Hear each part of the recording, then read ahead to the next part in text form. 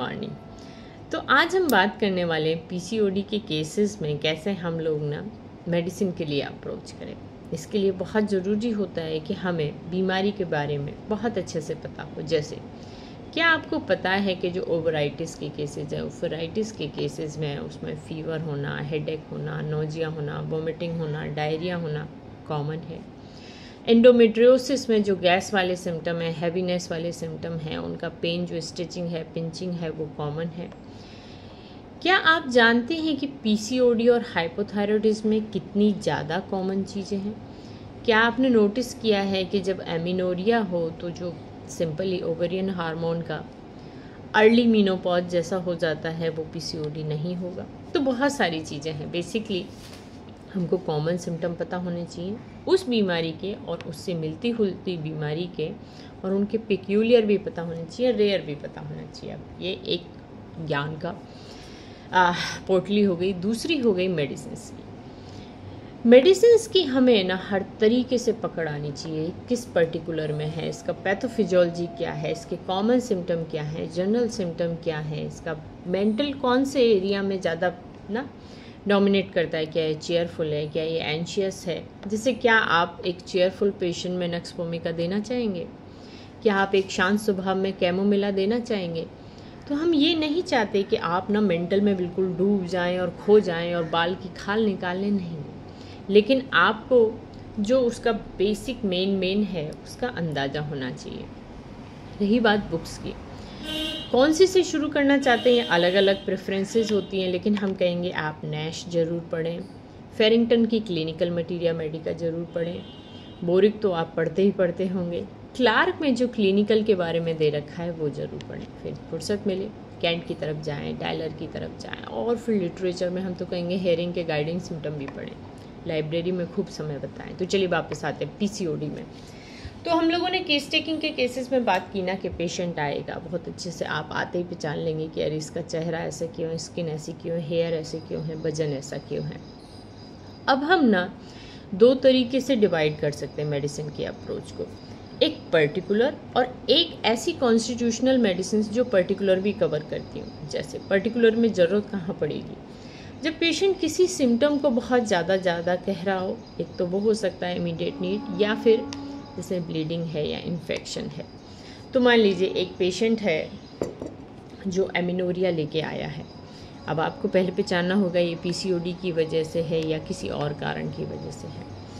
यदि एमिनोरिया में कुछ और सिम्टम नहीं है तो हम जैसे जॉन्सियासोका की तरफ जा सकते हैं। यदि गैस्ट्रिक सिम्टम भी हैं तो पल्सेटिला की तरफ जा सकते हैं। फिर आपको लग रहा है कि नहीं पूरा कॉन्स्टिट्यूशनल पिक्चर दे ही रहा है ये हमारे पास ना, सवाइना है, सीकेल है, ग्रेफाइटिस है, कार्बन ग्रुप है, फेरम ग्रुप है, काली कार्ब भी हो सकती है। अभी हम मेडिसिन की डिटेल में नहीं जाएंगे, ठीक है। तो वहाँ से पहचानना होगा। हम नॉर्मली जो फर्स्ट प्रिस्क्रिप्शन होता है वो जॉन्सियासोका या पल्स में जाते हैं। फिर अगली बार उनको ना जब पीरियड्स आ चुके होते हैं थोड़े रिलैक्स हो जाते हैं और उनका केस अच्छे से लेते हैं। सेम चीज़ हम जाएंगे मीनोरेजिया और मेटोरेजिया में। कुछ की कुछ हफ्तों से ब्लीडिंग चल रही है या एक महीने में कई बार चल रही है, हो सकता है प्यूबर्टी की वजह से, हो सकता है फाइब्रॉइड हो सकता है पीआईडी हो। क्या आप जानते हैं पीआईडी और पीसीओडी के कितने सारे सिम्टम्स मैच करते हैं? क्या आप जानते ही हैं पीसीओडी और हाइपोथायरॉयडिज्म में कितना मैच करता है? काफ़ी बार ऐसा हो जाता है कि बिल्कुल थायराइड के ना इतने ज़्यादा सिम्टम मैच कर रहे हैं कि आप थायरोडिनियम की ही 1 ml में फर्स्ट डोज देना चाहें, मिडोराइनम से शुरू करना चाहें।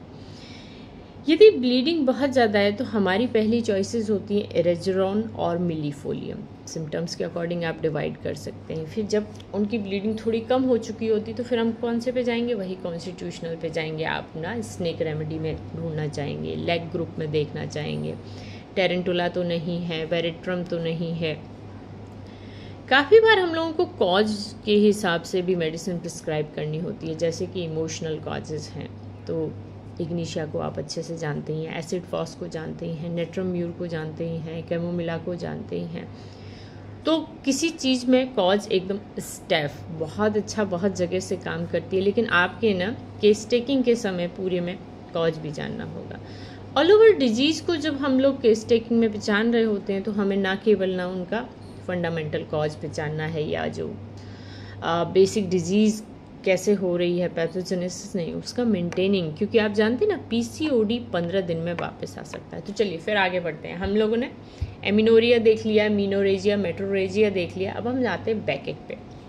बैक एक पे नॉर्मली हमारा जो फर्स्ट अटेंशन लेता है वो काली कार्व या सीपिया लेता है, लेकिन यदि लिकोरिया है तो हम लोगों को उस पर भी इमीडिएट ध्यान देना होगा, क्योंकि लिकोरिया यूजुअली किसका साइन होता है, इन्फेक्शन का। बैक्टीरियल हो सकता है, फंगल हो सकता है, आप देख सकते हैं उसका जो कैरेक्टरिस्टिक है उसके हिसाब से फिर आप वहाँ से चूज कर सकते हैं। यहाँ पे हमारा प्रेफरेंस जो एक्रिड है उसमें कार्बो एनिमिलेज किरोज की तरफ जाता है, बैकेक के साथ है तो काली कार्ब की तरफ जाता है, और यदि कार्ड लाइक और ये सब है तो हाइड्रोस्टिस की तरफ जाता है, सीपिया की तरफ जाता है। तो आप मेडिसिन ढेर सारी जानते हैं, रिपर्टरी का यूज़ करना जानते हैं, बस आपको एंट्री पॉइंट देखने होंगे।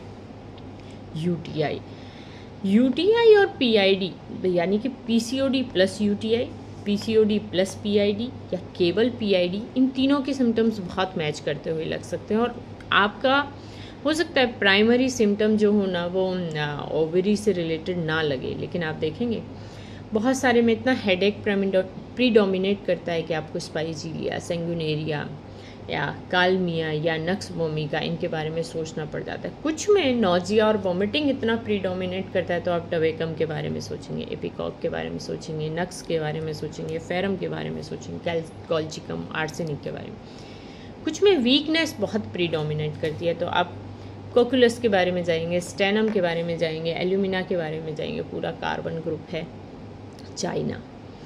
चाइना जब नहीं आ रहे हैं तो भी समझ में आता है, जब ब्लीडिंग बहुत ज़्यादा है तो भी समझ में आता है, जब एनीमिया बहुत ज़्यादा है तो भी समझ में आता है। लेकिन हमको प्रीडोमिनेट सिम्टम्स को पहचानना होगा, एंट्री करनी होगी। और कौन कौन से सिम्टम्स हैं, जैसे कॉम्बिनेशन हम लोग सिम्टम्स का भी बना सकते हैं, डिजीज़ का भी बना सकते हैं। जैसे जब हाइपरटेंशन है प्लस ना ओबेसिटी है प्लस पीसीओडी है तो क्या हम यूरेनियम नाइट्रिकम के बारे में सोच सकते हैं। जब पीसीओडी के साथ हाइपरटेंशन और डायबिटीज़ है, गन पाउडर भी हो सकता है। इवन कोई भी नाइट्रेट के बारे में हम लोग कंफर्म कर सकते हैं यदि पीसीओडी प्लस हाइपरटेंशन है। एसिड ग्रुप जो एसिड फॉस है वो काफ़ी अच्छा काम करता है यदि डायबिटीज़ के साथ पीसीओडी है। एसिड नाइट्रिकम जो आपके एफ्ते हैं, सर्विसाइटिस की वजह से है या पाइल्स के साथ है, या फिर उसका जैसे एसिड नाइट्रिकम को ही देखें कि हम दो तरीके से प्रिस्क्राइब करते हैं, पर्टिकुलर के साथ करते हैं जब केवल इस तरीके के फीचर हों, और फिर हम जाते हैं कि सॉल्ट वेट की डिज़ायर है कि नहीं, यूटीआई बहुत ज़्यादा होता है कि नहीं, छाले बहुत ज़्यादा हैं कि नहीं, बहुत गुस्सैल तो नहीं है, बहुत ना स्पाइटफुल तो नहीं है, वीकनेस है कि नहीं। तो एक ही मेडिसिन को हम लोग पर्टिकुलर में भी पहचान रहे हैं और कॉन्स्टिट्यूशनल में पहचान रहे हैं। अब आपको पहले लिखना होगा कि आपकी खुद की अप्रोच क्या होती है। जैसे हम अभी ये पीसीओडी से रिलेटेड बुक पे एक चैप्टर लिखने की कोशिश कर रहे हैं जो मेडिसिन के बारे में है, और पिछले 2 हफ्ते से बेकार से अटके हुए थे। कल हमको रियलाइज़ हुआ कि हम बार बार उन चीज़ों को लिख रहे हैं जिनका हमें ज्ञान है, यानी कि जो ढेर सारी किताबों के नाम बताए और उनसे हमारे दिमाग में जो पॉपअप होती हैं, पर हमारा प्रिस्क्रिप्शन उससे काफ़ी जगह अलग भी गया है। जैसे आयोडम हमने काफ़ी प्रिस्क्राइब की है, कोनियम भी हमने प्रिस्क्राइब की है, लेपिसल्वा भी की है, काली बाई भी की है हमने साइनोसाइटिस के साथ। और जब कल हम बहुत सारे जगह सिम्टम देख रहे थे तो हमने रियलाइज़ किया कि हेडेक इसका कॉमन सिम्टम में भी आ जाता है, लेकिन पहले हम मान के चलते थे कि अरे हमने ना सेंगुनेरिया, स्पाइजीलिया से ठीक कर दिया, तो हमने पिक्यूलियर पे किया है।